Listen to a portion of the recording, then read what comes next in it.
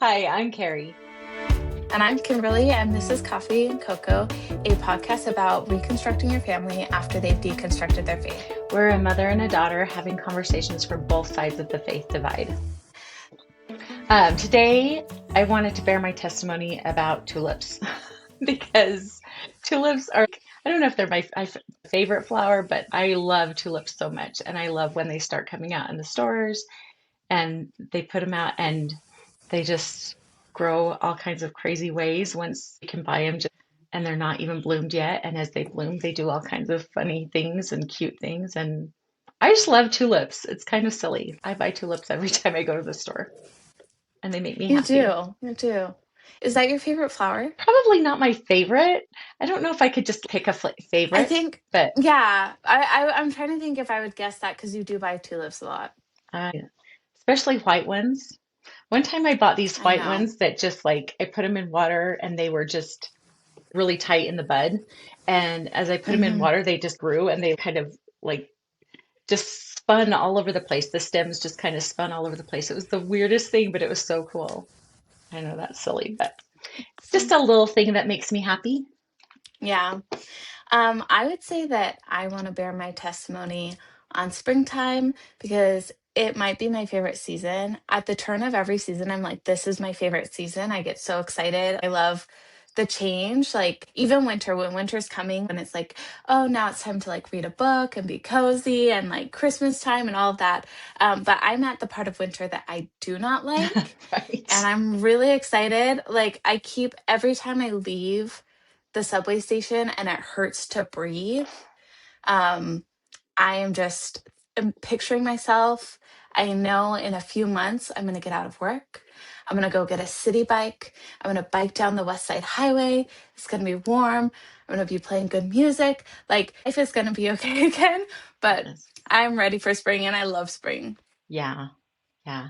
Well, and it is so cold back there right now. I just, every time I look at it, I'm Yeah. like, oh, how are you even surviving? Yesterday and today were the coldest days for the year.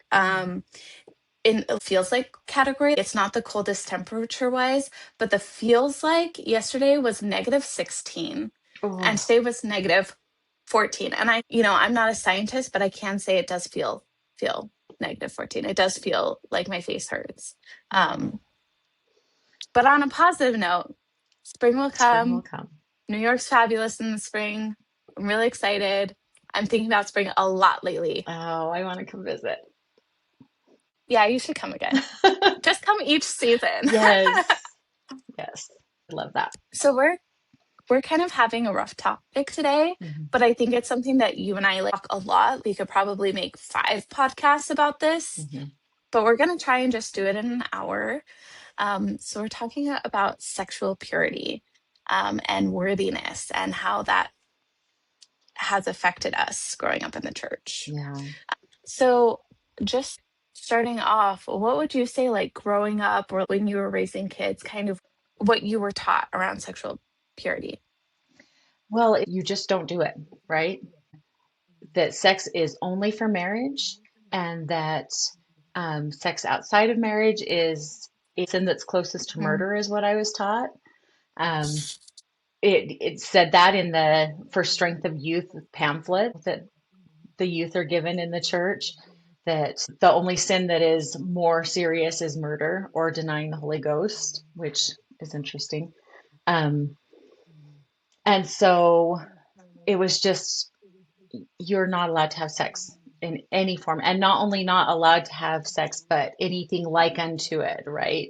That making out is not okay, any kind of touching each other is not okay. And so even like dating, you're not allowed to date till you're 16. You shouldn't have a boyfriend. You shouldn't think about it too much. That was a big deal, was to keep your thoughts pure and virtuous. Um, Again, virtue meaning specifically sexually pure.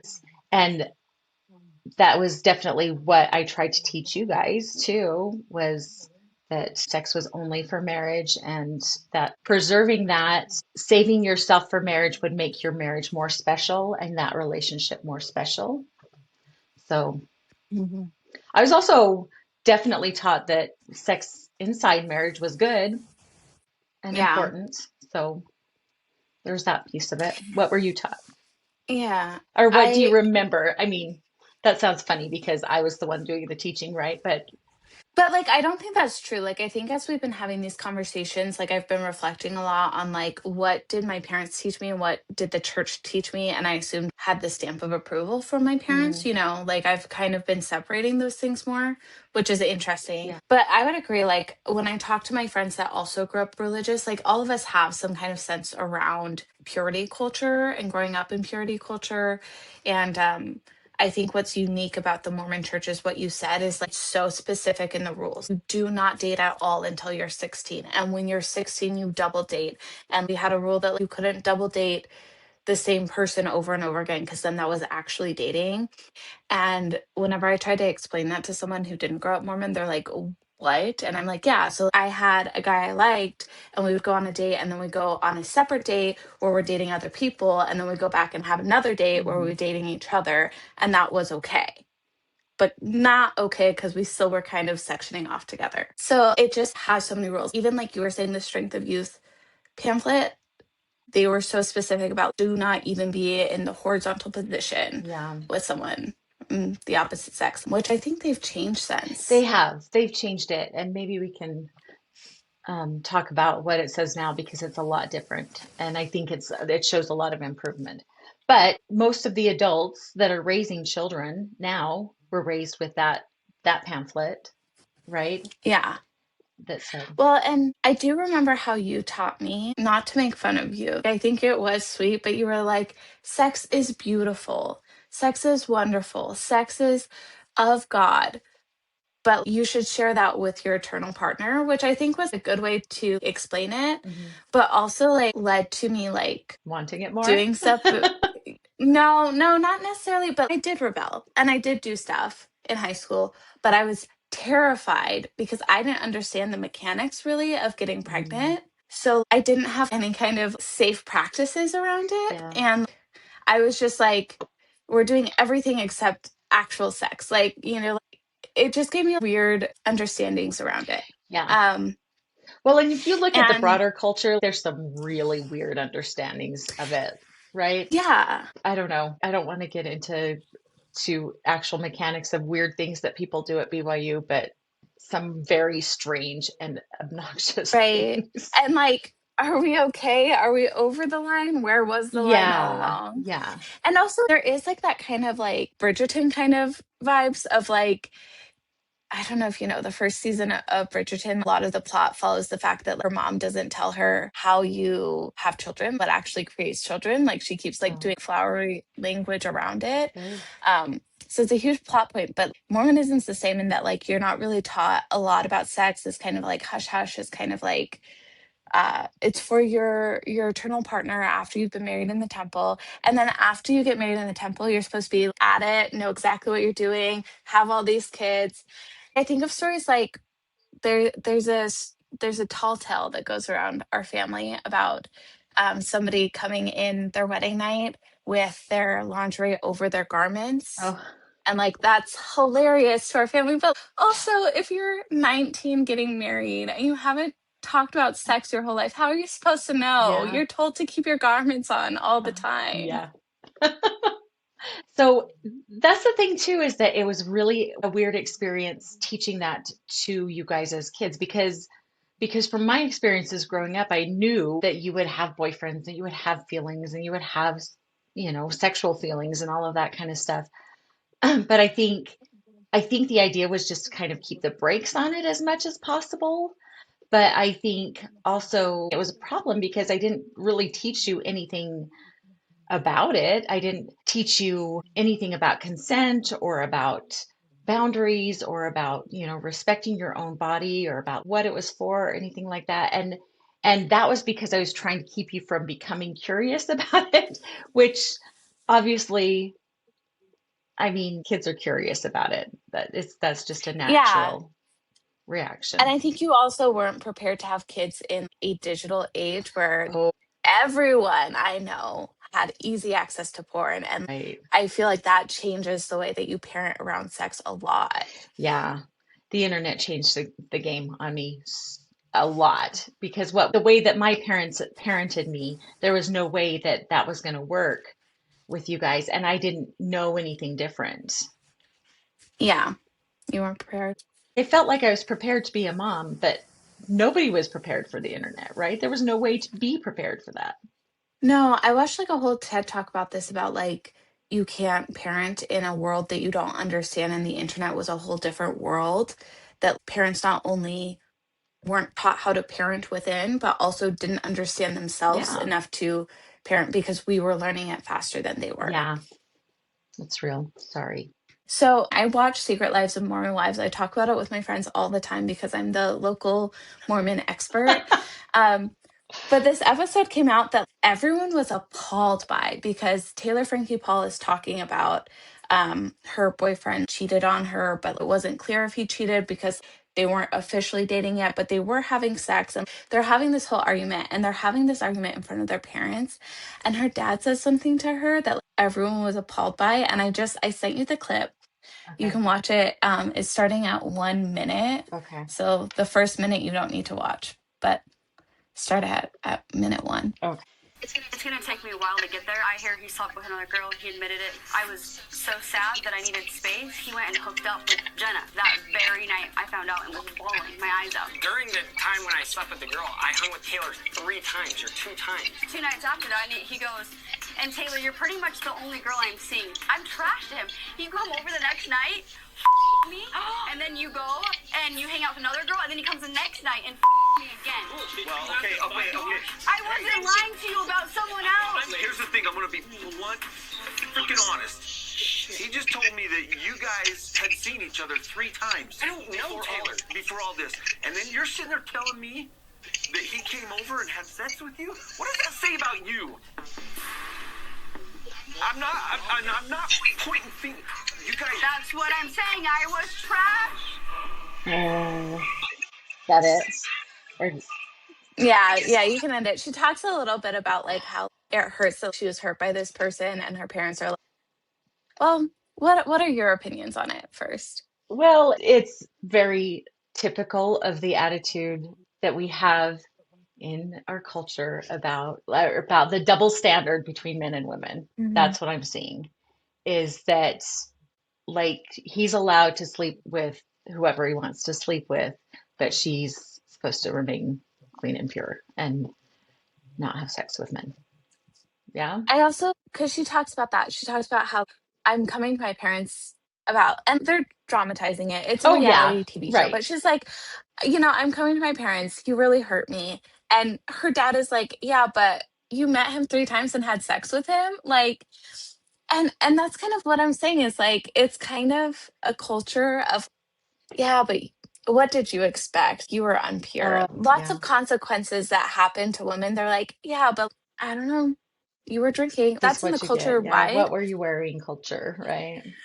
Yeah, and for Mormons, it's like a lot like, of course you're gonna get hurt. Of course you're gonna get Yeah. cheated on. Of course you're gonna get played. Of course you're gonna get, all of these things, and you're gonna feel like trash because you are acting like trash. Mm, yeah.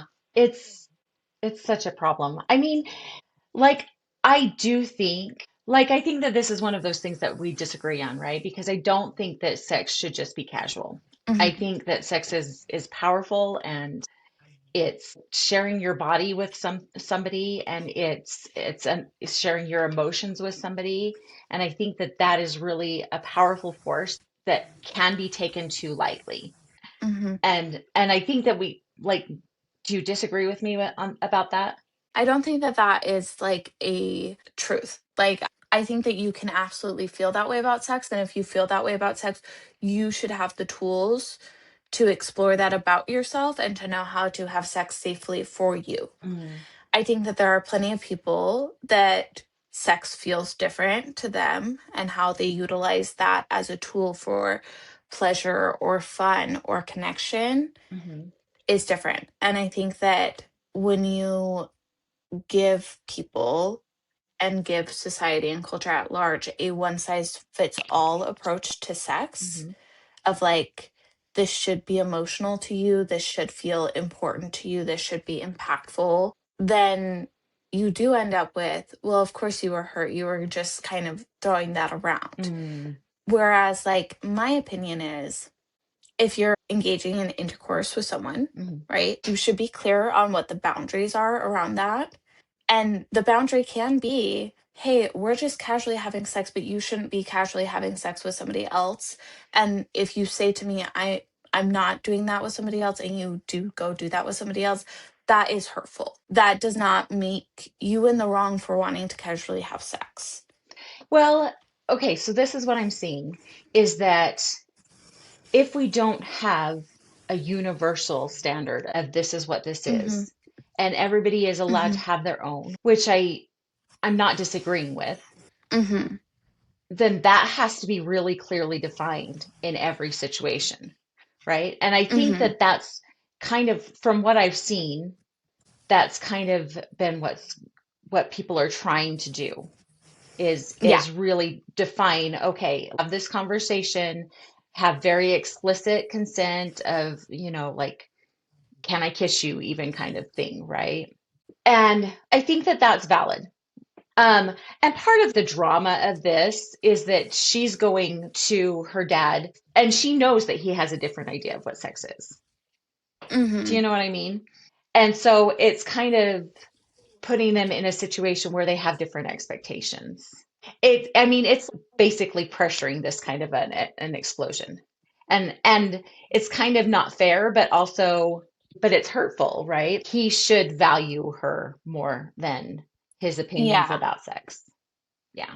I think that the way that parents who raise their kids in this purity culture view sex, right? It's like, hey, don't climb up that tree. If you fall, it's gonna really hurt. And then Hmm. they climb up the tree and they fall, and you're like, I told you if you climbed up that tree that you would fall and it would really hurt. And sex isn't necessarily that. I feel like it's just setting it up as this is what it is, and this is the probable consequence, or this is a very possible consequence. And I think that sex isn't a trait. I think that it is much better to say, hey, in your life, you are probably going to do this thing. Here are some tools to prepare you for different situations where you might want to do this thing. To me, it's more like sending your kid to school. I'm sending you to school. It's going to be hard. It's kind of inevitable. Here's some things that might happen. Make sure you have your pencil with you. Here's some crayons. Here's a backpack. That kind of thing, rather than Hmm. this thing of don't touch it. Yeah. And if you do, well, of course you got hurt. So I've been reading this book by Jennifer Finlayson-Fife, and she's a Mhm. Mormon sex therapist, and she's amazing. She's really good. But she talks a lot about how our goal in the church has been sexual repression, like don't do it except for in this situation, and how Mhm. and how our goal really should be sexual integration, which means more of like, okay, you are a sexual being and how do you want to use that capacity in a way that creates good in your life? Like Mhm. making conscious choices about how you want to bring that into your life in a good way. And I think that that's going back to what you're saying, it's more of an education rather than a don't do it kind of thing. And part of it for me is that our theology, what we believe Mhm. about God, is that God has a body and Mhm. that we have a heavenly father and a heavenly mother that are sexual beings, right? That have, Oh, don't worry. I tell everyone that. do you tell her? Yeah, I'm always like, you know, Yeah, tell me how you explain that. I say it in a crass way that you wouldn't appreciate on the podcast. Okay. But that's the truth. We believe in an embodied God and we believe that our bodies Mhm. are precious gifts and amazing gifts. And I mean, they are. Our bodies have Mhm. incredible capacity to absorb the environment around us in a way that brings us pleasure and joy. And Mhm. to interact with our environment in a way that brings us pleasure and joy. And so that's like our theology, but we don't believe it. We Mhm. believe that, you know, we're only supposed to participate in these very specific ways, Yeah. right? And I mean, there's kind of a culture of like sex is for having babies and that kind of thing. Yeah, wasn't there a time that like the church even tried to make a stand against oral sex since it wasn't for reproduction, and that kind of Yeah. got booted out really quickly. Yeah, that's a really interesting incident in the church history, right? Because somebody said it and then they were just like, oh, we're never saying that. They didn't retract it, but they were just like, we're never saying that again, right? Nobody ever talked about Take that. that out of the temple interview. Right? And it's Yeah. really interesting because They're like, we're going to lose all our members.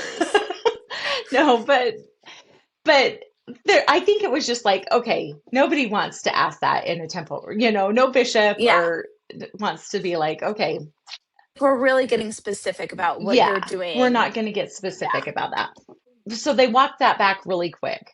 But there are definitely people in the church that believe that still believe Yeah. that, right? Or the people that will make sure that a piece of their garments are still on, or Right. lots of various things. Yeah. And so in parenting, some of those people are going to be teaching my children, right? And my children may or may not tell me those things. But going back to the idea of sexual integration, the idea that God gave us these bodies that are amazing and that Hmm. are capable of this kind Hmm. of pleasure and this kind of joy in our embodiment. And because we have such a fear of it and we want to control it so much, it causes all kinds of these other problems because we're trying, rather than trying to integrate it and accept it and take joy in it, we're trying to control it and repress it and make sure that it's not causing problems, which it can, right? Like, I mean, sex can actually be hurtful to people, right? Sex can be used Yeah. in ways, Plenty of lots ways. of ways that can be very, very hurtful. Not least of which is Hmm. creating children that are not wanted.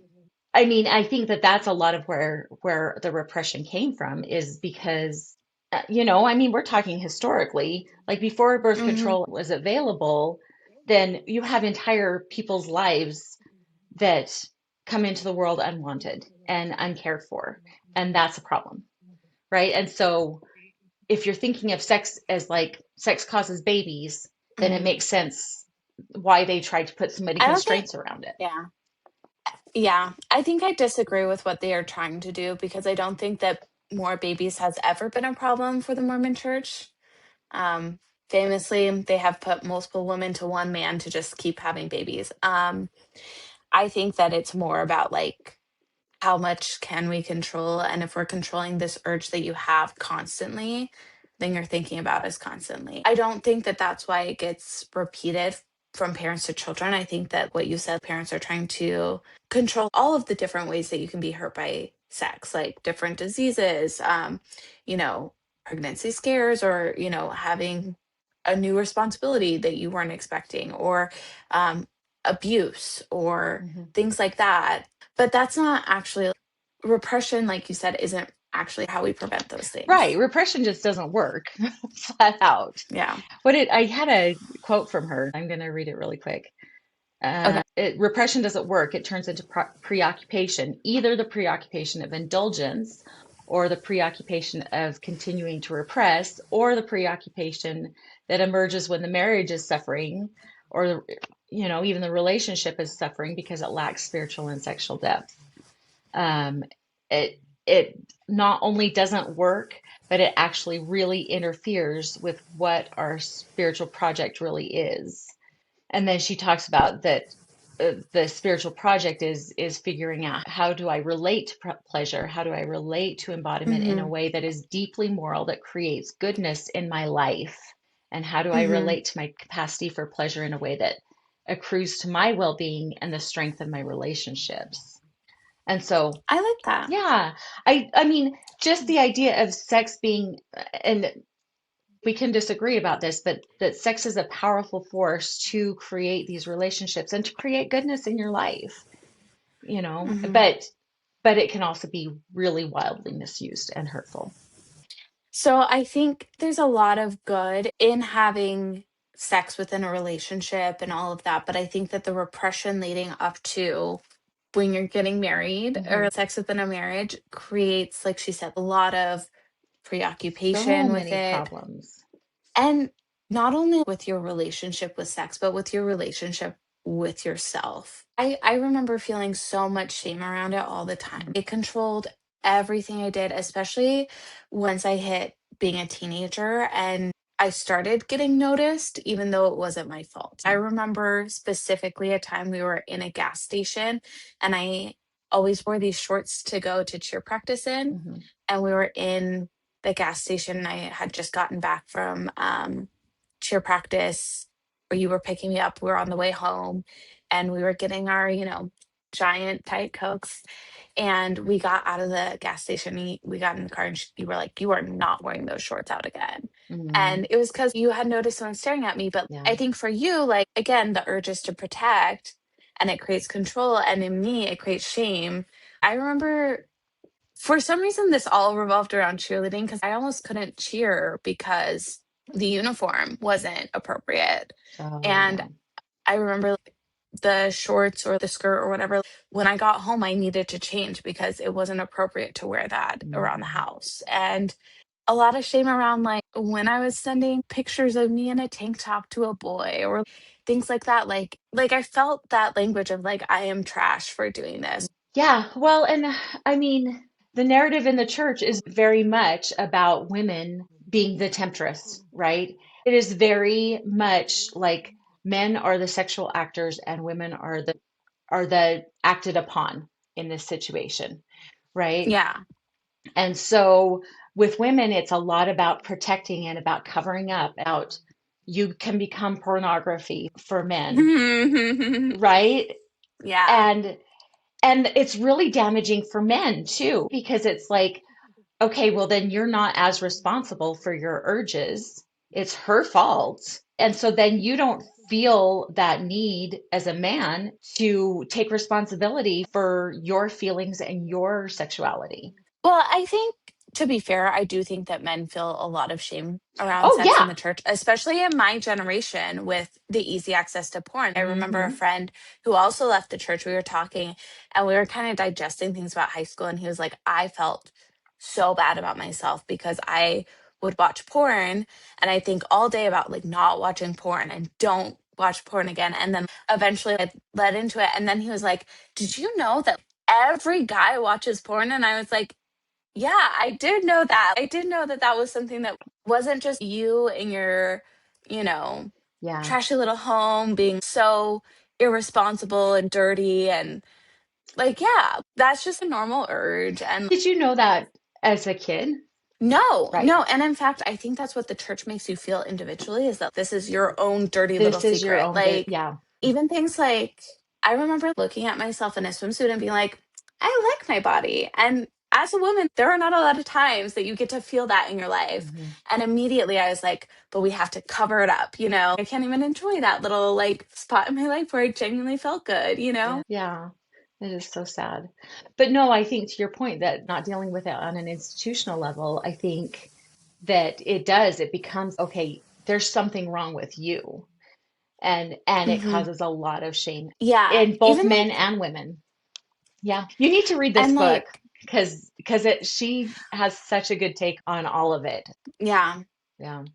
Well, I like that, like, like what I was saying about climbing the tree versus the backpack, like trying to explain that. I feel like she said that more cohesively of, this is repression versus integration, like understanding that we all have these urges and your inability to turn that off completely isn't a personal failure and No. is actually just your nature. And it's actually your God-given nature from a God that loves you. I do agree if there is a God, they made us enjoy sex for a reason. Yeah. Um, and I think too, like, because I'm talking to all these people that have these same issues around sexual purity, then like you think about people, especially in my generation, getting married to one another, having all of these bad ideas that make them feel bad about Yeah. themselves anyways. And then you just throw that into a relationship together. It does a lot of harm. It does hurt relationships because you come in with these different expectations. And, like we were talking about earlier, in the church, you think that there's just this one universal expectation and meaning for what sex is. Hmm. And you think that you know what it is, and your partner thinks that they know what it is. right? And so then you don't communicate really well about it either. Hmm. And so she talks a lot in the book about higher and lower desire partners and how men are Hmm. usually the higher desire partners, but not always, and how those expectations of different things cause so many different problems because we don't know how to communicate about it. We don't even know we're supposed to enjoy it and love it, or Hmm. that we can if we want to and we don't have to. And so it really does cause a lot of heartache between husbands and wives, and I'm sure between partners of every kind, because we don't know how to share our expectations and we make assumptions about the other person. Yeah, I think that for women, if you're taught that your man is just chomping at the bit and is a sexual creature and you can even become pornography to him, if there's a time that he doesn't seem interested or at the same level of interested for you, you can feel like, what's wrong with me? I've definitely struggled with that. And I didn't even have a traditional Mormon relationship. Mhm. And I think on the men's side, you can feel like the Well, woman's pleasure isn't important, or you can feel like she talks a I lot don't need about consent. how men in the church feel like they're hurting the women in their lives by doing it. Ah, She talks about how they feel guilty for doing this to this person that they love, but then they feel guilty about taking their sexuality other places, about looking at porn mhm, in marriage or anything like that. So yeah, we need to be able to talk about it more in a way of integrating it and accepting it and not being so repressive about it because repressing it has not worked. It doesn't work. It causes a lot of other problems in the church and in society in general. yeah. And I think one of the biggest, like, problems too that we don't have time to discuss fully is how in the church it leads to abuse. We talk about how there's not any conversation around consent. So even if you are in a church approved marriage and having sex in a church approved way, there are issues of consent. And then outside of the church, women who have spoken up are told that they were the ones to blame, They're the or problem. even men that have spoken up. I think men, when it occurs to them, almost have it worse because they are to blame. They didn't stop it. Right. And then that's not even getting into worthiness interviews and how we're putting children in conversation with men in positions of power. Hmm. And Without they're being consent, asked about without consent, any other adults without present, supervision. Yeah. and they're asked about their sexual experiences. Yeah, it does cause a whole lot of problems because we're so afraid to talk about things, right? Even when something happens, there's so much shame around it with the individual that they don't feel like they can come out and talk to their parents about it or talk to another adult or somebody that they trust about it, and so it compounds the problem. Yeah. And then Yeah. and then like you said in the beginning, there's the whole issue of it being blamed back on the woman or on the girl Hmm. even, like what was she wearing, and girls should be allowed to wear what makes them comfortable. Hmm. I had sent you a reel a while ago of a guy talking about uh, he was reacting to a video where a dad was talking about how can I explain to my 10-year-old daughter that crop tops are not appropriate for her to wear, and he's like, Hmm. why aren't crop tops appropriate for little girls to wear? Why are we talking to little girls about wearing crop tops? Why are we not talking to men about 10-year-old stomachs are not sexual objects ever for any reason? Yeah. And I think that these are the Hmm. conversations that we need to be having is that, okay, how are we looking at purity and sexual repression? And how do we Hmm. need to change the conversation about it and figure it out? Yeah. So where do we go from here with that, do you think? I mean, unfortunately my opinion is throw the church out. Like when it comes to this, like I think sexual purity is a really hard thing for me. I think that we've created way too much of a system of abuse. We the church has silenced people who have spoken out about the worthiness interviews and how inappropriate they are. Um, there are still women who come to their bishops about being raped that are told that they can't take the sacrament, that they're not worthy. Mm. I really have a bleak view on that. I think as a society and how I plan, if I have children that I need to teach this to, like I would teach them, here's your body. Here are some safe ways to explore it by yourself. Here are some safe ways to explore it with other people and when that is appropriate. And that, that appropriate level is not when it's a marriage. It will be about conversations about consent and about probably age restrictions of like, hey, 12 is not an appropriate time to be doing this. You should be waiting until both of you are at the age of consent. Like things like that. I think that's a much better way to do it. And I think that when you don't put shame around it, when you treat it like any other bodily experience, that it's okay. And I think that that helps them have a better relationship with themselves and be more accepting of what they want and don't want. Because to your point, some people do want to only have sex with one person ever. And that's totally fair. And you can learn that for yourself and you can figure that out. Mhm. And I think that there are some people that might take a minute to figure out what they want. And there should be safe space for them to do that. Yeah, I mean, I agree with everything that you said, except for I think that that needs to be done within the church too. I think we need to take a really hard look at purity culture within the church and the discussions around modesty. And it's happening. There are some of these conversations happening. It's not as fast. Hmm. Like I said in the beginning, they've changed the for strength of youth. I wish I'd looked it up and read exactly what it said, but they've changed this for the strength of youth that it doesn't talk about it being, next to murder and sin and it doesn't Hmm. give specifics of exactly what is okay and what is not okay. So there is progress being made. It's not fast enough. There's still damage being done and it's still Hmm. hurting. But I think that that's why we just need to talk about it more and have more conversations about it, which is kind of why we're doing this podcast or part of it Yeah. anyways. There's so much more to talk about with it. Yeah. There's a lot of problems that come with the idea of sexual repression in the church. And I just think that we need to keep talking about it. So, Yeah. and All and to right. be fair too, like this is not just a Mormon church problem.